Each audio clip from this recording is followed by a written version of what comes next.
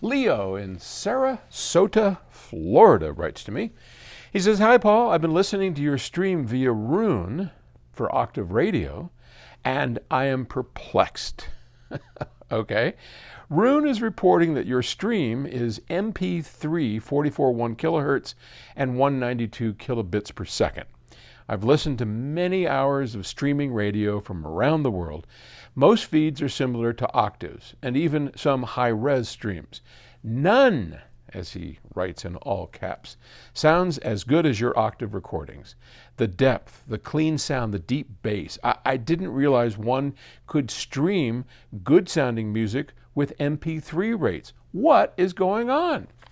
And further to that, Paul from Nantwich, England writes to me, "Why does your music on Octave Radio sound so live, unlike other radio stations?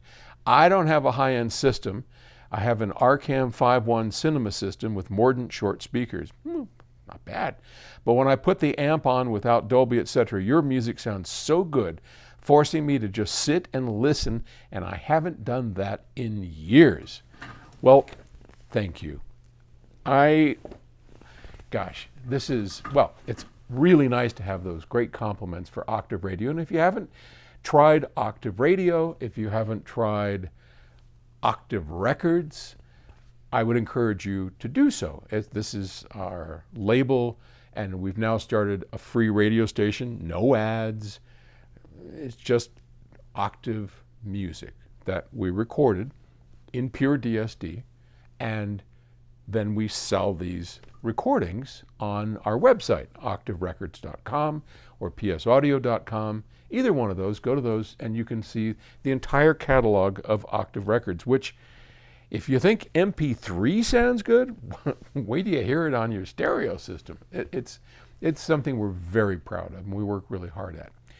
So how can MP3, which traditionally sounds, constricted and all of that, sound so good on Octave Radio? Well, the truth is, if you take a pure, well-recorded piece and you do it at the highest MP3 rate allowable, which is what we did, honestly, well, as long as you don't compare it to playing it through a CD or an SACD, as long as you just listen to it, it's not bad.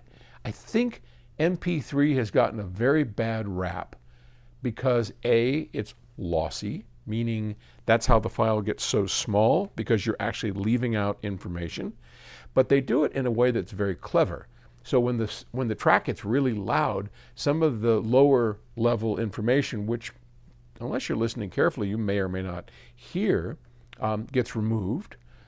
There's other techniques that they do. And the whole goal with MP3 is to compress the file size down without too much damage to the signal. So as long as you don't do what most radio stations, whether they're online, whether they're on air or whatever, is run it through a processor, a compressor, a limiter, something to bring the overall level, as long as you don't screw with it. If you do what we did, which is take our original master files, convert them over to the highest bitrate MP3 possible, it's going to sound remarkable, even on your little cheesy this or that. I listen to it at home on the patio with a Sonos 5, which we have outside. Sonos 5 is maybe this big. It's an okay speaker. It's nothing high-end or audiophile, but I agree with you. I listen to it. I can hear all the nuance. I hear bass.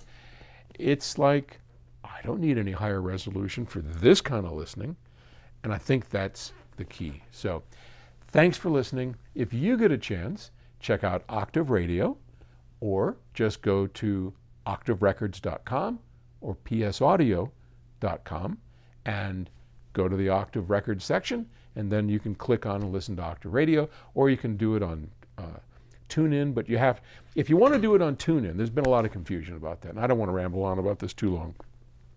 If you want to do it on TuneIn, you have to actually take the URL, the address that you would put into the browser to listen to it. If you just want to listen to it on your browser, you have to go in TuneIn, you go to My Stations, and then you can add your own stations. So it's not listed on TuneIn.